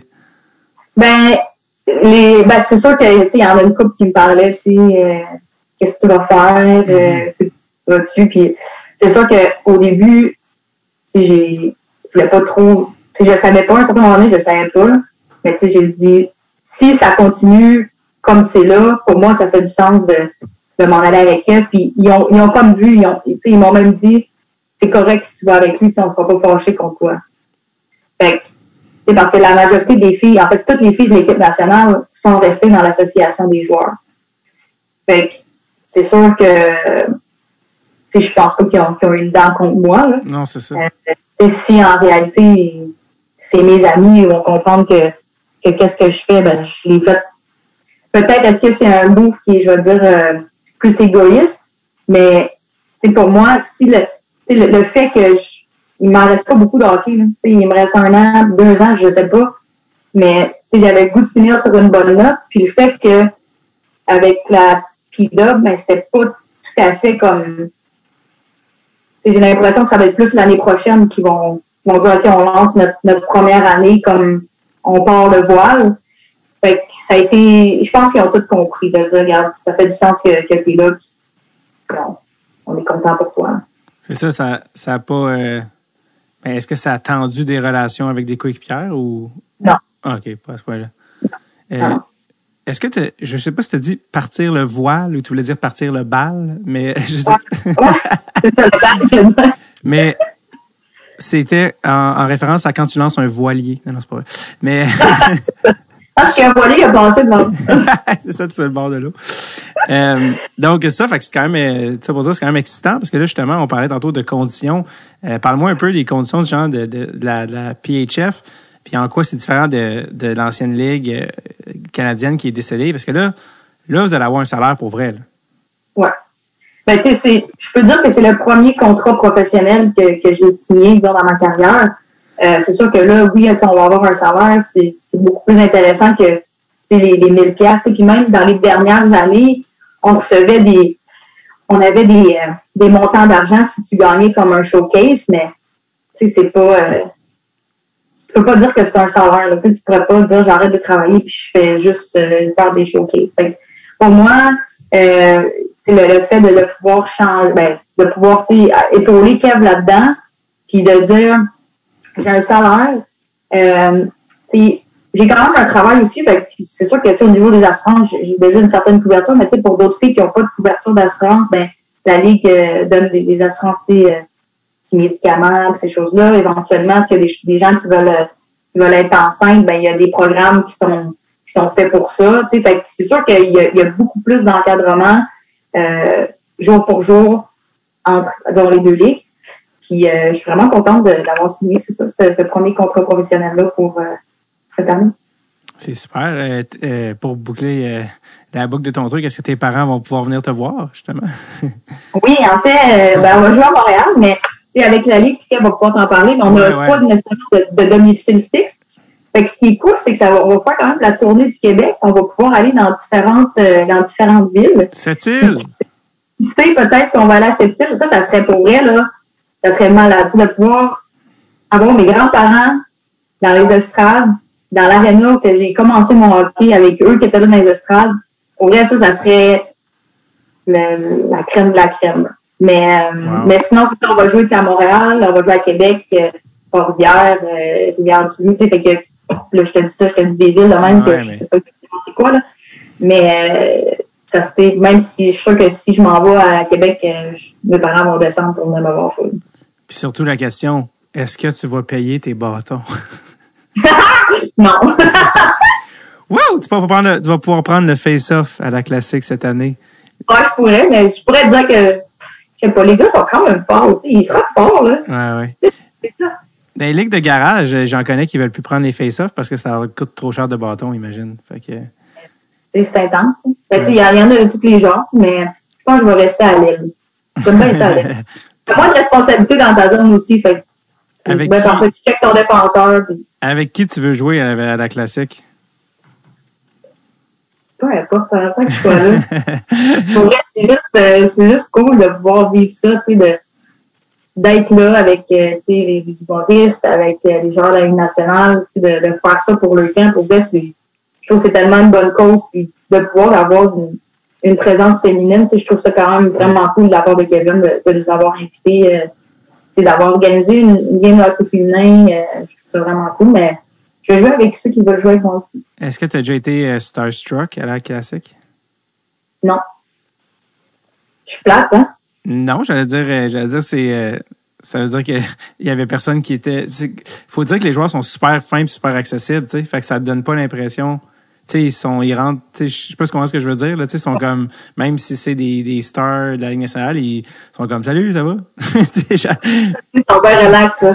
Non, pour vrai, j'ai pas... tu sais, même des idoles de jeunesse, je suis pas quelqu'un qui look up tant que ça à du monde, puis de se dire « Hey, moi, je veux être comme cette personne-là. » ou je sais pas, j'ai jamais eu cette... j'aimerais avoir leur salaire, par exemple. Ça j'ai envie, mais pas à dire « Hey, c'est tel joueur, là, je capote. » Tu pourrais t'acheter beaucoup de bâtons avec ces salaires-là, tu sais. Je ferais d'autres choses. Qu'est-ce que tu ferais si tu avais un salaire NHL? Ben, c'est sûr que je placerais mon argent. Moi, je suis planificatrice financière. C'est sûr que je ferais fructifier mon argent. Mais j'aime beaucoup investir en immobilier aussi. Fait que je ferais ça un petit peu. Mais j'aiderais aussi mes parents, de leur donner beaucoup. Je sais qu'ils ont donné de leur temps, puis ça n'a pas tout le temps été évident. Quand tu as 2 enfants, ça coûte quand même cher, mais j'ai jamais rien manqué dans ma vie, puis j'aimerais ça leur redonner une partie de ce qu'ils m'ont donné. Ouais, c'est super, ça. C'est le rêve, hein? C'est le rêve je vais continuer à rêver parce que je pense pas que ça va arriver. Ben, si tu places tes affaires avec un taux intéressant. Non, c'est vrai. Mais je pourrais leur emprunter de l'argent, placer de l'argent, faire de l'argent. Mais si tu fais de la planification financière, c'est ça, c'est ton métier là, de jour, si on peut dire. Alors que t'es joueuse de soir. T'es comme un super-héros, t'es comme Clark Kent, t'as les deux suits. Je dis Clark Kent, j'aurais dû dire Wonder Woman, mais bon. J'ai les yeux bleus aussi, c'est correct. Oui, c'est ça. Est-ce que tu as déjà accepté d'être planificatrice financière pour quelqu'un que tu connais ou quelqu'un de proche ou tu es comme non, j'accepte pas ça parce que c'est trop risqué de mélanger famille et business? Non, ça n'a jamais arrivé de dire... les gens, souvent que... Ça n'a jamais arrivé que tu l'as fait ou que tu l'as pas fait?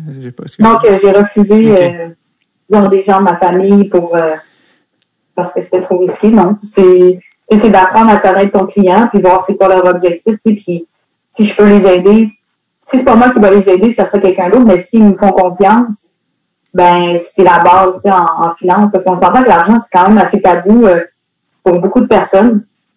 Puis, de pouvoir être capable de les aider, de vulgariser des choses qui peut-être qu'ils comprennent pas ou qui sont trop gênés de dire à quelqu'un qui comprend pas, c'est trop compris de la façon que tu me l'as dit. Je pense que les gens, je sais pas, ils sont à l'aise avec moi, puis c'est comme en échange, ben, je vais leur donner le meilleur service possible. Super. Ça t'est pas arrivé de prendre les REER de tes parents puis de dire je vais mettre ça dans quelque chose de sûr, ça s'appelle Norbourg. Puis là, après ça, non! Puis là, puis pouvoir aller manger chez tes parents. Non, ça va avoir du McDo. La malgré que le McDo, ça coûte cher aujourd'hui. Oui, c'est plus donné. T'as-tu vu le film Norbourg qui est sorti? Non, je l'ai pas vu, mais je veux le voir. L'as-tu vu? Oui, je l'ai vu. C'était bon? Oui, c'était vraiment pas pire. Pour vrai, honnêtement, c'était pas le film que je voulais le plus voir, mais j'ai un ami qui voulait y aller, puis j'étais comme, OK. Puis finalement, j'ai trouvé le réalisateur, là, Maxime Giroux, que j'aime beaucoup ses autres films. Je trouve qu'il est vraiment bon, ce réal-là. Puis c'est pas nécessairement mon genre de récit qui m'attire le plus, mais j'ai été agréablement surpris de la réalisation. Fait que c'était super. Au cinéma moderne, je fais une plug complètement shameless, mais je l'ai vu, il y a un cinéma sur Saint-Laurent qui est un petit cinéma de 20 places. Ça s'appelle le cinéma moderne. C'est là que je l'ai vu, puis tu peux acheter ta bière. Il y a une bière. Tu peux acheter, genre, t'as ton cup. Puis on était 4 dans la salle. Puis une des 2 autres personnes qui étaient là. Là, je te dis ça, puis tu sais, je te perds complètement. Là, t'es comme, pourquoi tu me dis ça? Je m'en fous. Mais un des autres personnes qui était là, c'est un gars qui s'appelle André Turpin, qui est comme un directeur photo. Ben, qui est genre le plus grand, qui est comme le meilleur directeur photo au Québec, là. Il fait genre tous les films avec Xavier Dolan, et tout ça. Quand je suis allé voir Norbourg, c'était lui, l'autre monsieur dans la salle, puis il est comme, salut. Ouais, puis j'étais comme, mais tu sais, ce gars-là, tu saurais pas, là, c'est un monsieur avec une barbe, là, tu sais, qui doit avoir dans 50 ou 60, mais comme c'est une star, là, une grande star de son domaine, puis il était là, cet après-midi-là, au cinéma moderne, genre, venir voir Norbourg. T'es pas allé, il n'y a pas de cinéma d'amour sur Saint-Laurent, oui, ben, pas à la même hauteur, un petit peu plus bas. Et c'est un autre type de Norbourg. Ouais, c'est ça. C'est ça, exact. Jamais allé au cinéma là-bas, mais apparemment que c'était assez fascinant. Il y a des, je pense que c'est Lydia Kipinski, qui est une autrice, compositrice, interprète, qui a fait un lancement ou un show là-bas. Ouais, puis c'était comme apparemment que c'était vraiment punk. Là. En tout cas, c'est le genre d'affaire que ça, je serais allé voir, mais en tout cas, mais ça existe encore, c'est ça qui est. Ouais, ben moi à l'université, c'est comme ça que j'ai vu, je suis passée devant, mais je suis jamais allée non plus. Non. J'ai jamais osé. Je sais pas pourquoi. Ben oui, je sais pourquoi, parce que ça ne tente pas. C'est ça. C'est un costume, tu sais, comme. C'est quoi le film, là? Les petits géants, t'as-tu vu ça, le film de football? Ben oui. Tu sais, quand le petit gars, il est rappé de partout là, avec les bulles. C'est ça que ça aurait pris, je pense, pour aller. Ça, un petit déguisement. Ouais, exact. T'es en train de parler que ta carrière de joueuse, dis-je, et peut-être à un moment donné, va tirer à sa fin. On l'espère pas trop rapidement.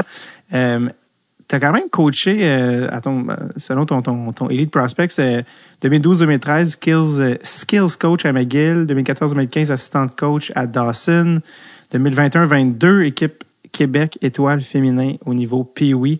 Est-ce que le coaching, c'est quelque chose qui est peut-être la voie du futur pour le hockey? Pour toi? Non, ben c'est sûr que si il y a une opportunité que je peux aider, ça va me fait plaisir d'y aller une fois de temps en temps, mais je pense pas que c'est vraiment l'avenue qui va m'interpeller pour la suite. Comme je te dis, s'il y a une opportunité, je sais pas. Mais pour l'instant, c'est pas là que je me vois dans les 5-10 prochaines années à coacher une équipe. Mais j'ai tout récemment commencé à faire de la télévision. Oh! Puis je pense que ça serait plus une avenue qui m'interpelle. À quel poste? Dans quel avec TVA Sport, en tant qu'analyste, là, avec les matchs de la Ligue nationale. Ben non, je savais même pas ça. Ouais, fait qu'entre les périodes, puis après, là, des fois, j'ai fait une couple d'émissions avec Dave Morissette à son après-match. Ben oui. Est-ce que, on dirait que je l'ai jamais vu, mais je m'imagine comme Anne-Sophie, c'est le fun! Je suis content que tu sois là! C'est le fun, t'as une belle énergie! C'est le fun! T'es bonne! T'as pas d'en avoir plus comme toi! Je l'imagine dire ça. On dirait que tu l'as déjà écouté. On dirait que je pense que tout le monde a la même imitation de Dave Morissette. Un enthousiasme et une voix un peu rocailleuse. Ouais, c'est ça. Non, c'est un bon vivant. Il est vraiment gentil, mais Fait que j'ai commencé ça. Fait que je pense que ce serait plus ce volet-là qui m'intéresserait là, pour remplacer, je veux dire, le temps que j'utilise pour jouer au hockey pour l'instant. Ben, écoute, ceci explique cela. Depuis le début, j'étais comme, t'es vraiment une you're natural, je trouvais que t'étais t'enchaînais, tu sais, souvent, je reçois tellement des gens qui sont pas habitués de parler que souvent, il faut que, tu sais, je sais pas si t'as déjà essayé d'ouvrir une huître, là, avec un couteau, tu sais, des fois, t'es comme, puis tu travailles, puis depuis le début, je suis comme, ça, c'est bien le fun. Je trouvais qu'il y avait un bon flow, là, tu sais, puis j'étais comme, ben, ceci explique cela, ça veut dire que t'as déjà commencé ton entrée dans les médias, donc, t'avais déjà cette espèce de facilité-là, visiblement. Ah, t'es fin, c'est gentil. Mais là, ça fait un bout que je l'ai pas fait, fait que j'étais peut-être un peu rouillé. Écoute, moi, je suis très content que le podcast, c'est à moi qu'il y ait d'autres choses que tu veux ajouter, que je sais pas, moi, c'est ce qui conclurait le podcast, c'est pendant que tu parlais à la fin, depuis qu'on en a parlé, là, ça fait longtemps, j'étais dérangé par c'est quoi la putain de chanson de DOC. Fait que j'ai juste avant qu'on clore, je sais même pas le terme, mais qu'on mette fin à ce podcast. La chanson c'est California. Ah, c'est ça. Here we go. Donc sur cette note musicale déchue, merci Anne-Sophie Bethez d'être ou Beth Anso Beth non. Merci Anne-Sophie d'être venue au podcast. Ça a été un plaisir. Puis j'espère sincèrement que ça va que tout va bien se passer pour la PHF. J'ai hâte d'aller voir ça. Je reçois Kev dans pas long. Puis j'ai hâte d'aller voir des matchs. Et oui, de voir ça, merde, on a une franchise de hockey féminin à Montréal, c'est pas rien quand même. Donc absolument. Parce que aussi par le moment que le podcast va être en ondes, votre saison va probablement être commencée. Donc parfait. Je le dis maintenant, allez voir Anne-Sophie, allez voir les filles jouer, amenez vos filles, vos nièces, vos voisins, tout le monde, amenez voir. Les petits gars, là aussi. Ben oui, c'est ça que j'allais dire. Là, je cherchais les masculins, j'étais comme neveu. Je cherchais quoi. Tu vois que j'ai pas beaucoup de vocabulaire. Je c'est quoi le masculin de amener les gars et les filles de tous âges, 7 à 77 ans. C'est comme un jeu de société pour toute la famille. Mais c'est une ligue où les filles sont rémunérées après des années de hockey gratis. Alors, allez voir ça, PHF à Montréal. L'équipe, c'est ça, le nom n'est pas encore divulgué, hein, c'est ça? Non.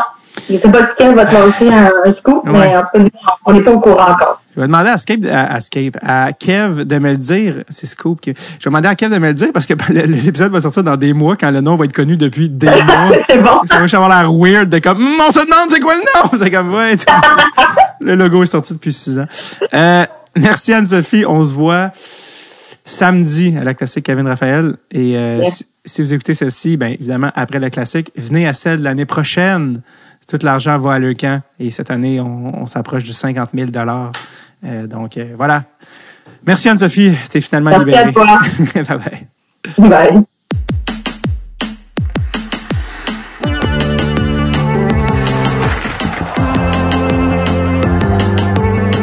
Merci Anne-Sophie d'une générosité incroyable. Hein? On sent son énergie qui passe à travers les ondes radio. Et ça, même si des fois le signal était moins fort. Merci Anne-Sophie, ça a été super. Je vous rappelle, si vous voulez venir me voir à Longueuil, à Québec, davidbocage.com pour les billets. On se voit en personne dans la salle. OK! Passez une super belle semaine. Bye bye.